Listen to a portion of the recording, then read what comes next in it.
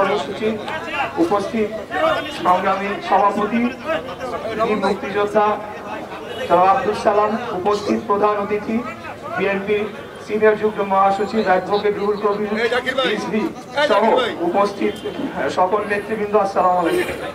প্রিয় ভাইয়েরা, আজকে বাংলাদেশের যে আবহাওয়া, এর পিছে বর্তমান সরকারের ব্যর্থতা অবশ্যই রয়েছে।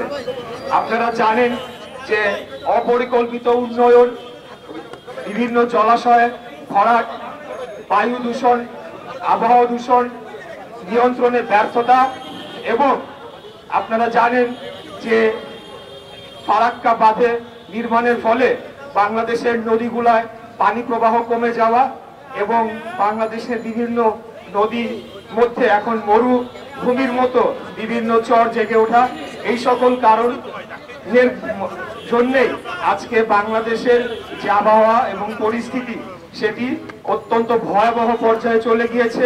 এই সরকার সকল কিছু নিয়ন্ত্রণ করতে ব্যর্থ হয়েছে।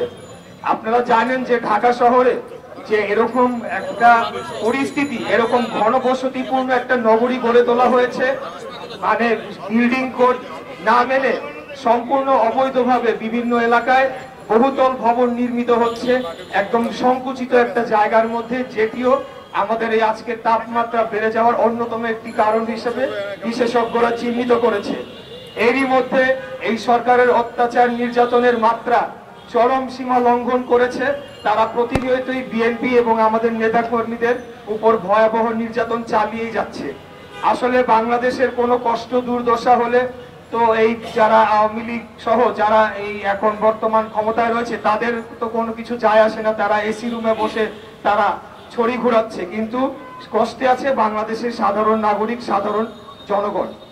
আমি আপনাদের উদ্দেশ্যে বলতে চাই যে এই শহরটা আমাদের, এই দেশটা আমাদের, এই দেশকে রক্ষায় বাংলাদেশের সাধারণ জনগণকে এগিয়ে আসতে হবে। আমাদের কানাডায় বেগম পাড়াও নাই, মালয়েশিয়াতে সেকেন্ড হোমও নাই।